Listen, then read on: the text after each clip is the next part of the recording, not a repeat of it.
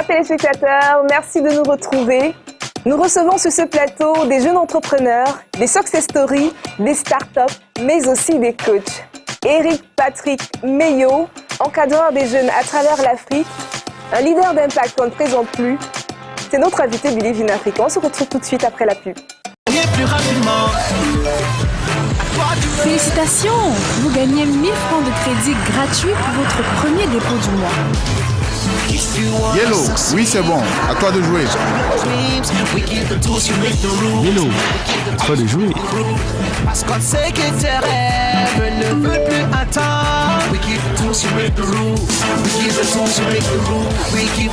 Yellow, à toi de jouer. Avec déjà plus de 30 000 points de retrait et des milliers de points de paiement à travers le pays, MTN Momo est le réseau le plus étendu pour être encore plus proche de toi. Et en cadeau, en ce moment, nous t'offrons 1000 francs de crédit de communication gratuit à chaque premier dépôt du mois. Maintenant, à toi de jouer. Vous êtes sur Believe in Africa, nous sommes en compagnie de monsieur Éric Patrick Meillot qui nous retrouve à l'instant. Bienvenue. Merci. C'est un plaisir pour nous de vous avoir. C'est toujours un plaisir de revenir au pays, de revenir auprès de ses frères et de ses sœurs. Et je prends toujours un réel plaisir de partager, d'échanger. Et avec toi également. Je remercie et je suis très content. D'accord. Vous êtes Camerounais de quelle région? De la région du Sud, principalement le département de l'Anvila. Un produit made in Cameroun? 100% made in Cameroun. Vos études? 100% produit camerounais. J'ai commencé à l'école primaire de IPD. À l'époque, ça s'appelait l'école des enseignants. Oui, voilà. Ça je connais. Et ensuite, je suis reparti au village pour des raisons financières avec la crise économique à l'époque. Mes parents sont retournés au village. Et je suis revenu en ville où j'ai fait la troisième à Saint-Mélima, ensuite la seconde au collège Saint-Charles-Borromée. Et après la seconde, je suis allé au lycée technique de Douala-Koumassi. J'ai fait la première G3. Et après la première G3, j'ai fait la terminale G3. J'ai eu mon baccalauréat G3. Et je suis allé à ESG. D'accord. J'ai fait le BTS en commerce international.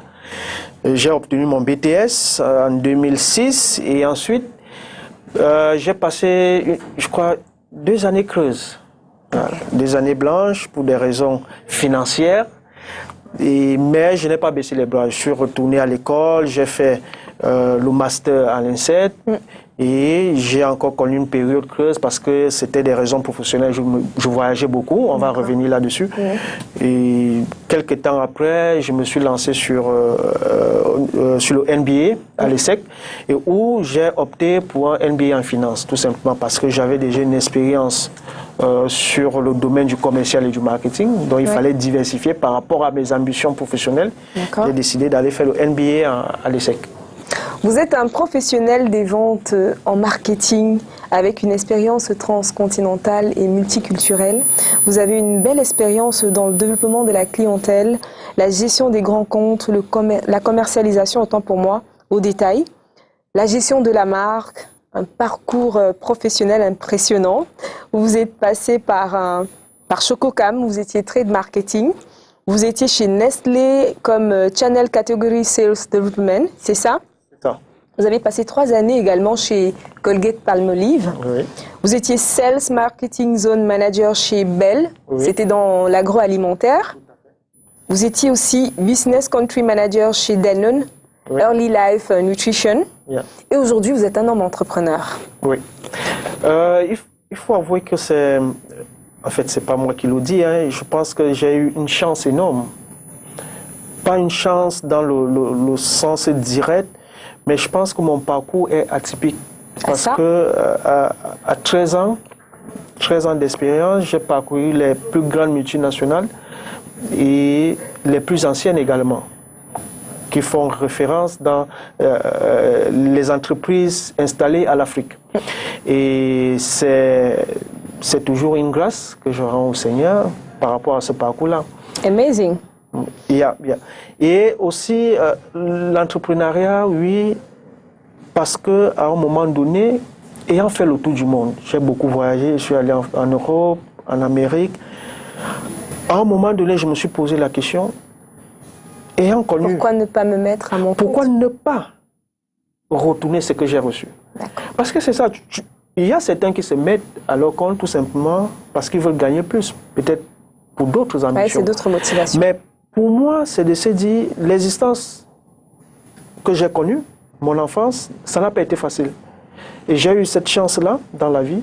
Ça veut dire qu'il y a d'autres Camerounais, il y a d'autres Africains, sûrement, qui vivent ce que j'ai vécu. Moi, je n'ai pas eu cette chance-là quand j'étais enfant, mais eux, ils ont la chance d'avoir un aîné qui est à leur disposition, qui peut les accompagner, qui peut les orienter, qui peut les inspirer à choisir leur chemin.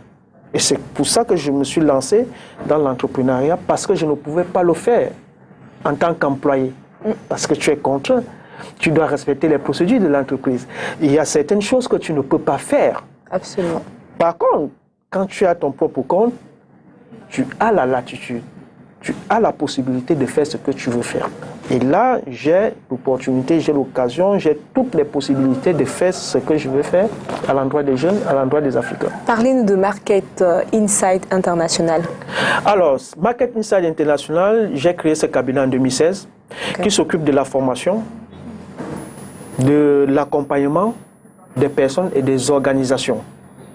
Parce qu'on pense souvent que la formation, ça ne concerne que les entreprises. Non. Il y a aussi un volet particulier. Vous savez que vous pouvez décider, Rosanne, que voilà, je veux me développer. Je veux améliorer mon parcours professionnel. Je veux améliorer mes compétences. Le cabinet va vous accompagner. Ça, c'est le premier. Le second point, nous avons un volet social. Parce que j'ai créé une association pour venir en aide à ceux qui n'ont pas l'opportunité. C'est du bénévolat? C'est du bénévolat, 100%. C'est-à-dire que j'ai un pourcentage que je retire sur les bénéfices que j'enregistre au niveau du cabinet pour investir dans l'association. Et ce sont des fonds propres du cabinet. Donc, chaque année, nous avons un calendrier d'activités. On organise les arbres de Noël pour les orphelins. On paye la scolarité de certains. On paye les fournitures scolaires. On paye le matériel, ordinateur, calculatrice, ainsi de suite. Maintenant, on organise également des conférences, des séminaires à l'endroit des jeunes dans les établissements. C'était le cas en février dernier, où on a fait le tour de certains établissements de la ville de Douala pour sensibiliser les jeunes. Une sorte de campus tour? Exactement, exactement. D'accord.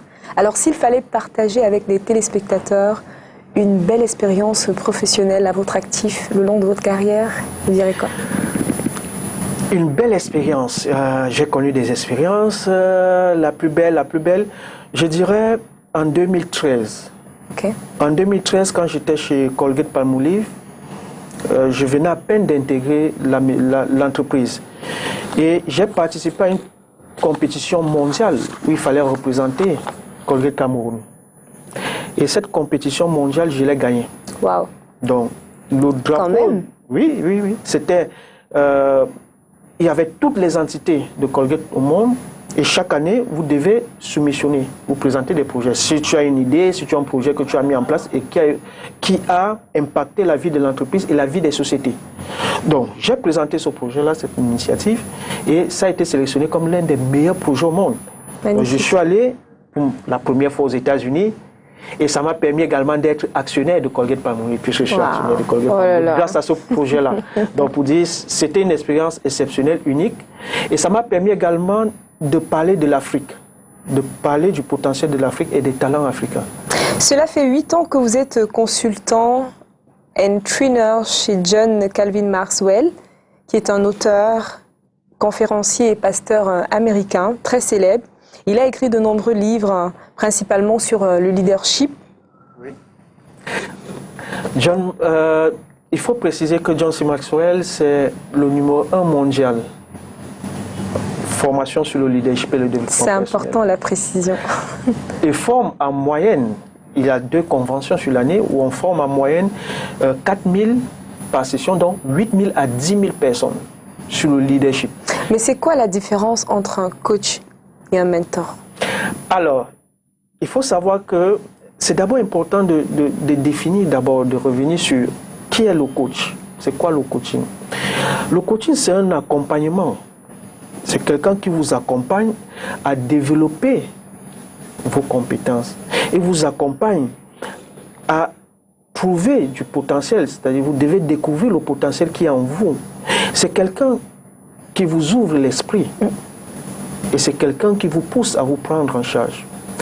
Le coaching ou le coach, ce n'est pas quelqu'un qui prend la responsabilité de réaliser vos rêves. Absolument. Contrairement au pasteur.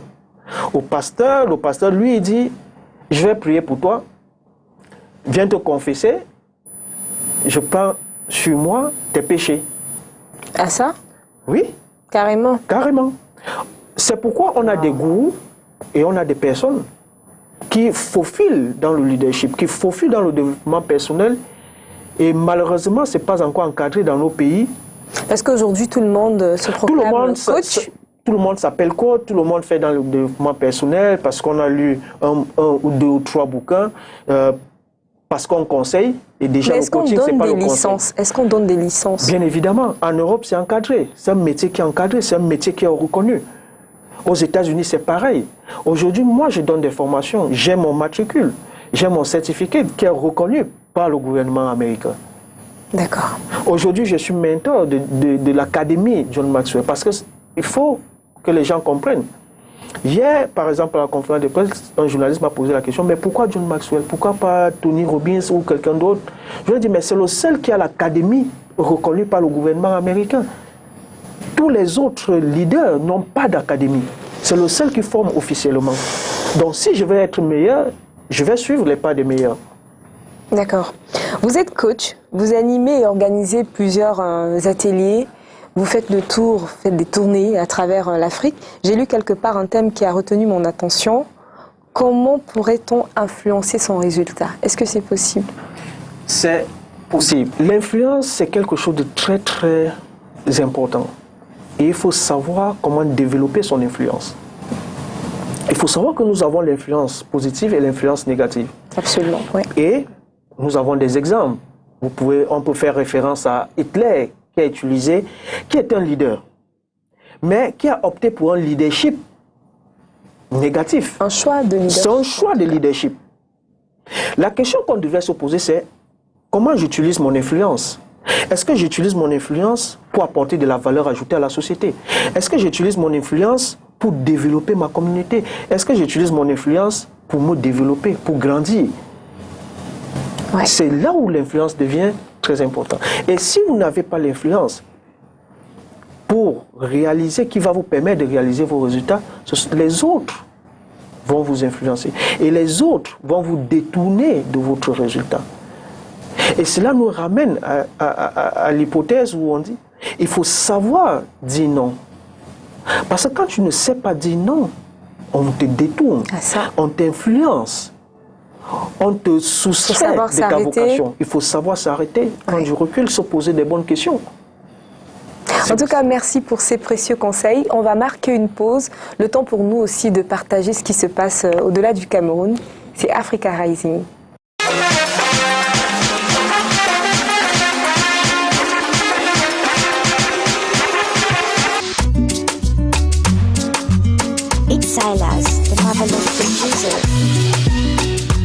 Nous vous présentons le nouveau directeur général de Bolloré en RDC, Monsieur Eric Kalala. Avant d'être nommé DG le mardi 26 mars, il était le directeur général de Bolloré Africa Logistique dans la province du Katanga de la RDC et aussi bien avant le manager finance et administration sud de la RDC chez Bolloré Africa Logistics d'après African Shipper. La collection Sibale est un produit de Banks Essentials Africa, fondé par les Sud-Africaines Caroline Lala et Kulil Vilakazi-Ofuzu.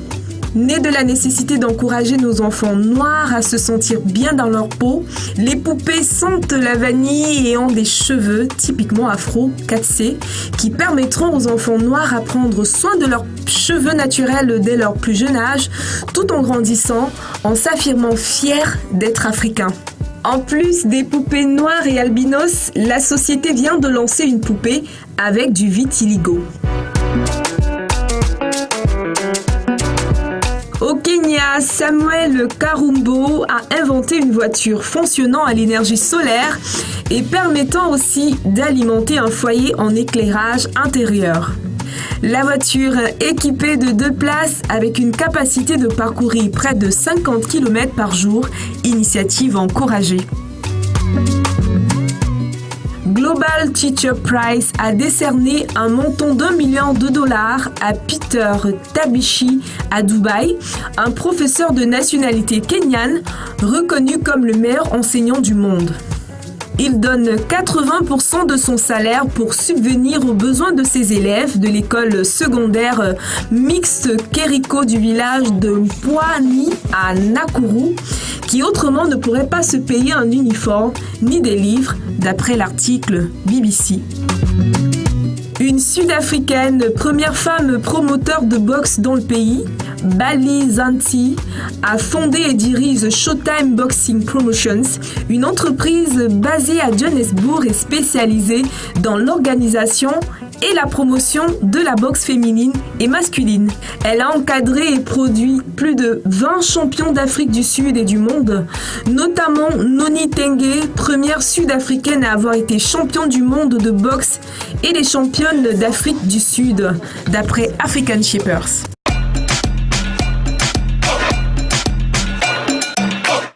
De retour sur ce plateau, que des talents à travers l'Afrique.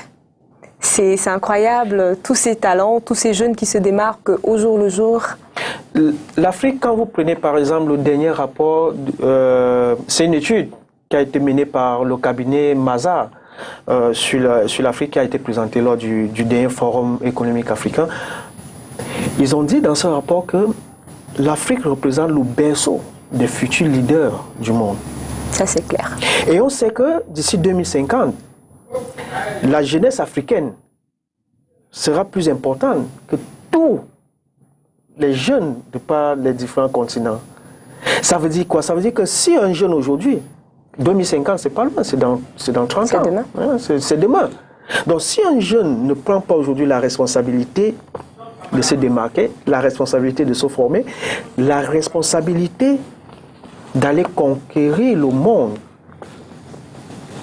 il ne sera pas au rendez-vous. Alors, parlons des jeunes. Nous avons vécu un événement malheureux en milieu scolaire, plus précisément au lycée de Deidos et à Douala, où on a eu un jeune garçon froidement assassiné par un autre jeune. Quel fut votre ressenti au sorti d'un tel drame? Parce que vraiment, ça fait beaucoup de peine. Vous savez, j'ai imaginé la douleur d'un parent. Ah ça. C'était le seul garçon. Tragique. Je suis le seul garçon à mes parents. J'ai 7 sœurs. Donc, je suis également parent, je me suis mis à la place de ces parents-là pour imaginer la douleur, parce qu'on ne peut pas ressentir la même douleur. Il faut vivre cela pour ressentir. Et cela devrait nous interpeller. Parents, aînés, chaque personne dans cette société. Une responsabilité. Une responsabilité sur l'éducation des enfants. Parce que les enfants ne deviennent pas délinquants à l'extérieur. Ils viennent de la maison.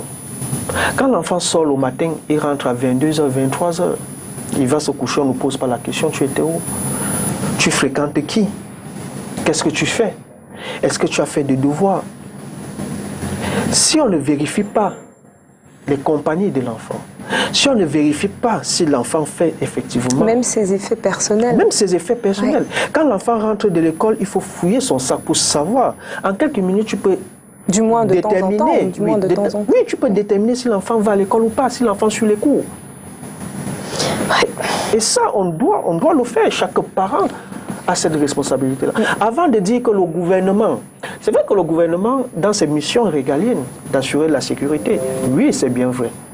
Mais posons-nous la question, qu'est-ce que moi j'ai fait à mon niveau avant de porter un doigt accusateur sur le gouvernement? Qu'est-ce que moi j'ai fait en tant que parent? Qu'est-ce que moi j'ai fait en tant qu'aîné? Parce que ces enfants-là copient les actes que nous posons, nous les aînés, nous les parents.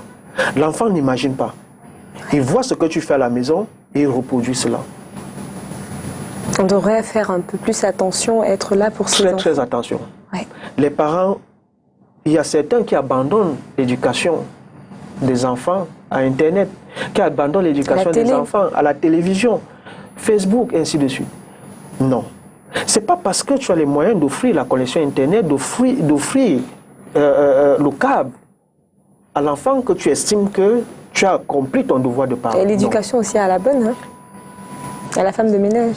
Aujourd'hui, les femmes de ménage, une anecdote, une fois j'accompagnais une famille et l'enfant, il me dit, coach, est-ce que tu sais que maman ne me connaît pas, mais c'est la ménagère qui me connaît. Elle sait ce que j'aime, elle sait ce que j'aime pas. C'est grave. Mais maman ne connaît pas. Vous imaginez? Ça veut dire qu'à un moment donné, l'enfant ne reconnaît plus le lien parental avec la maman. Et c'est très dangereux.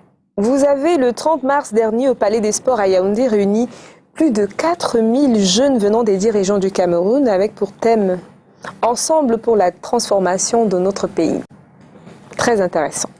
Le 1er avril, après votre tournée, vous avez aussi partagé avec la presse nationale et internationale votre expérience. Oui. Alors, c'était quoi l'effet escompté? Qu'est-ce qui vous a motivé en même temps? Vous savez, malheureusement, le drame de Douala est arrivé à la veille de la conférence sur Yaoundé. Et je pense que ça doit nous interpeller, chacun, les parents, les jeunes. Et c'était l'occasion pour moi d'interpeller la jeunesse dans cette salle, de leur dire la délinquance en milieu scolaire, le manque de respect, ça ne peut pas vous faire grandir. La violence, les divisions, les rancunes, les clans, c'est pas ça l'avenir. C'est pas ça le chemin à suivre. Il fallait mettre en face de ces jeunes, présenter la réalité, leurs responsabilités. Qu'ils ne pensent pas que c'est le parent, c'est la responsabilité de papa. Non.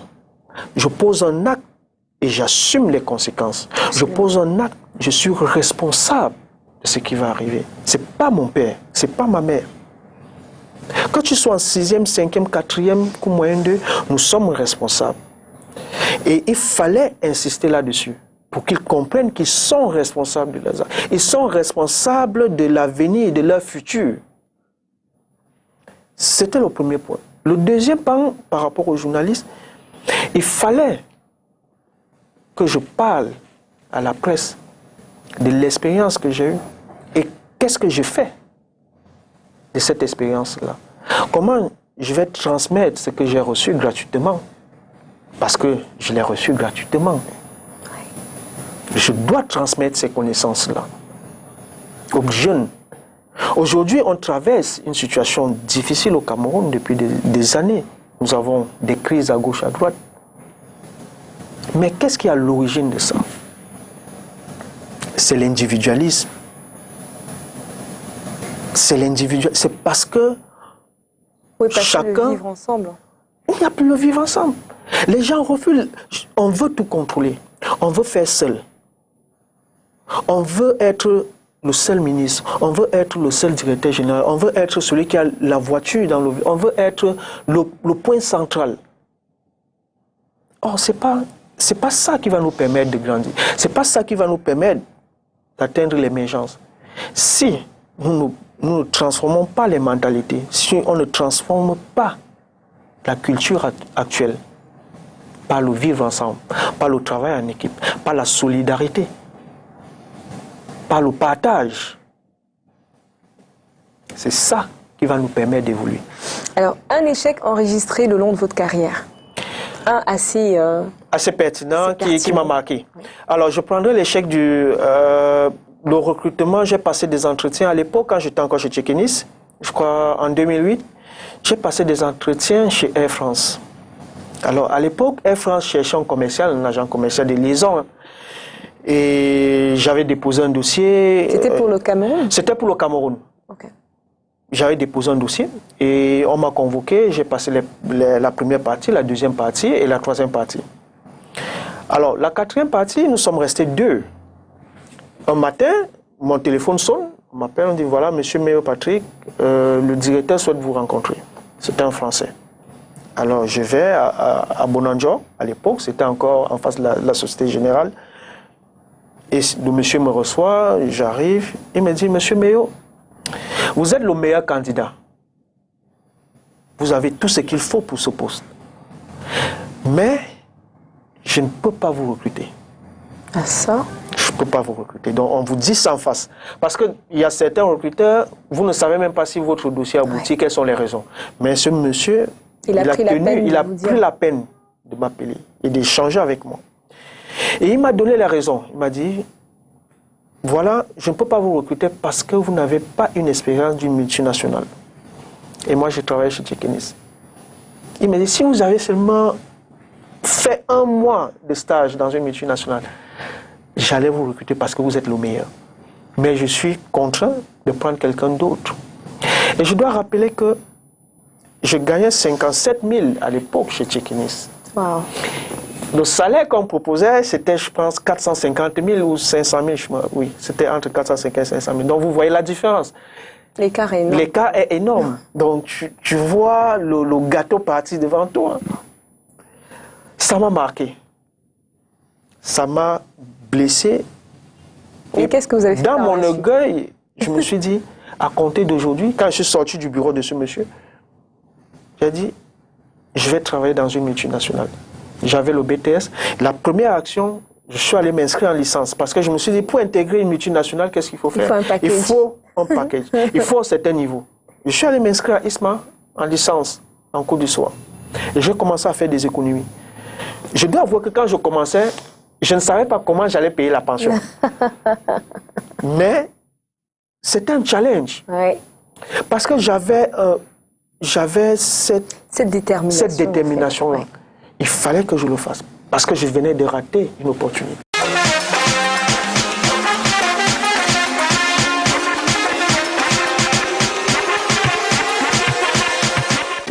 Vous avez reçu les félicitations du ministre de la Jeunesse et de l'Éducation civique pour vos efforts en vue d'émergence d'un nouvel entrepreneuriat de jeunes dynamiques, encore plus dynamiques.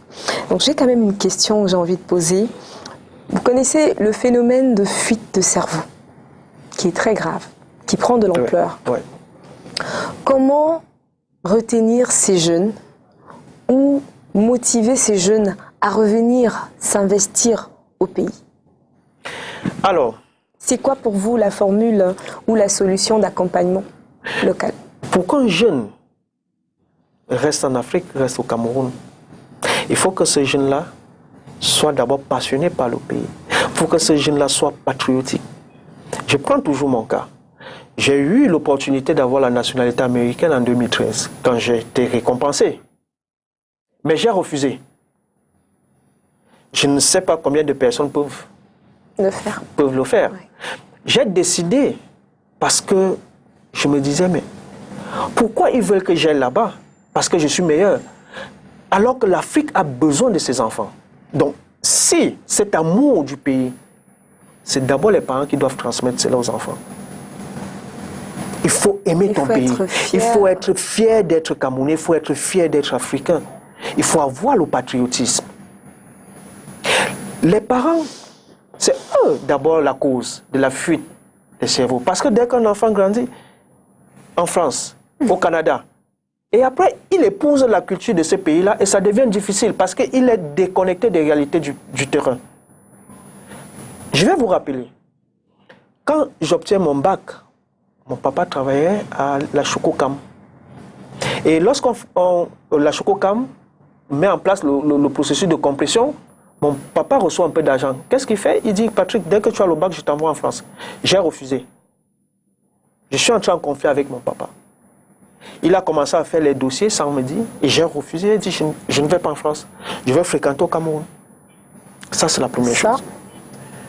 La deuxième, en termes de solution, on ne dit pas la vérité aux jeunes qui sont de l'autre côté. Nos dirigeants devraient prendre des jeunes qui se sont démarqués au pays pour qu'ils deviennent des ambassadeurs et qui vont aller parler à ces jeunes-là. Pour dire, nous sommes en Afrique, nous sommes au Cameroun. On se bat, on développe des choses. Aujourd'hui, toutes les multinationales, pour faire de la croissance, vous pensez qu'ils font la croissance où? C'est en Afrique. Moi, à l'époque, quand j'étais chez Danone, j'ai fait des croissances à 2 chiffres. Ça veut dire qu'il y a les ressources, il y a la richesse.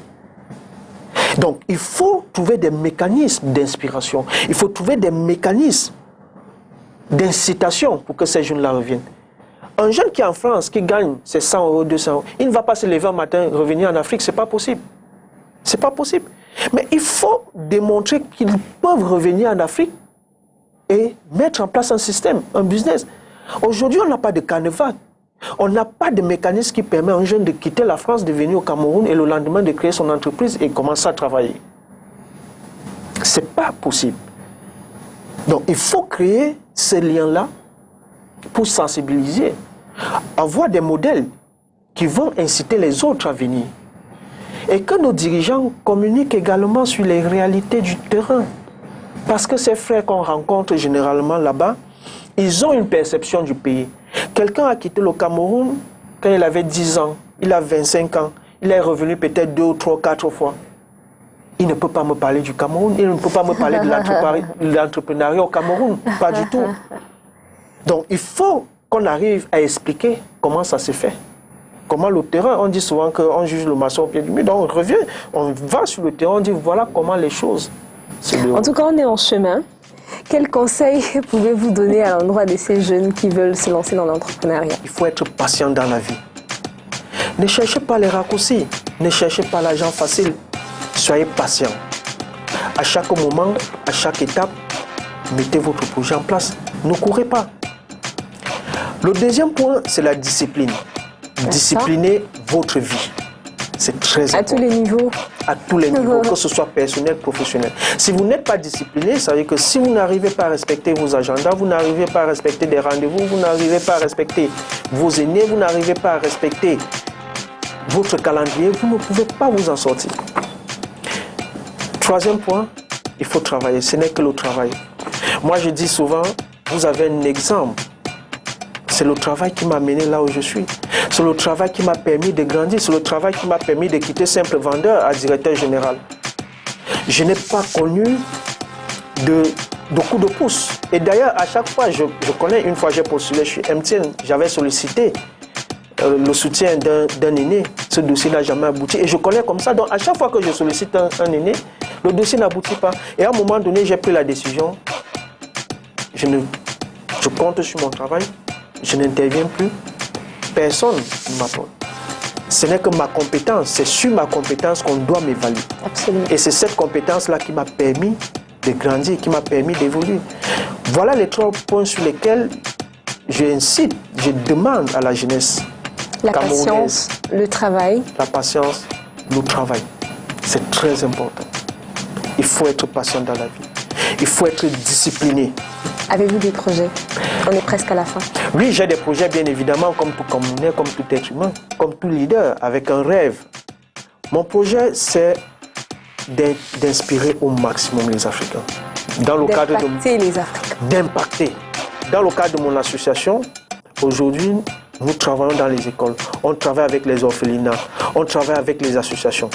Nous nous mettons au service de ces institutions-là. Même les établissements pour organiser des conférences. J'aimerais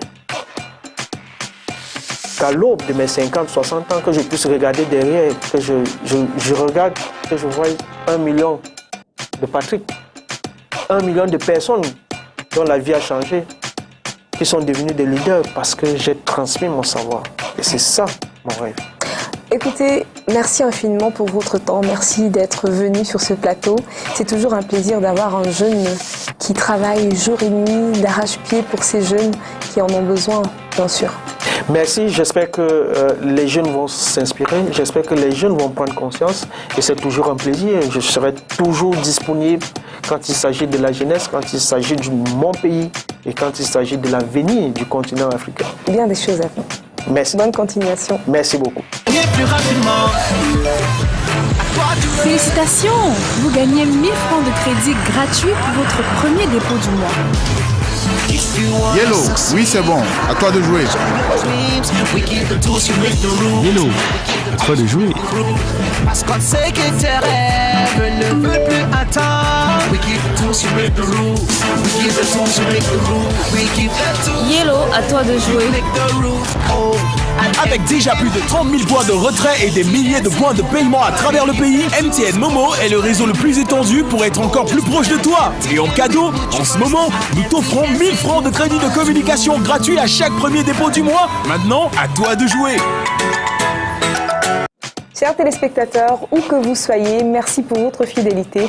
On se retrouve très prochainement pour une autre édition Billie Jean Africa. Ciao, ciao.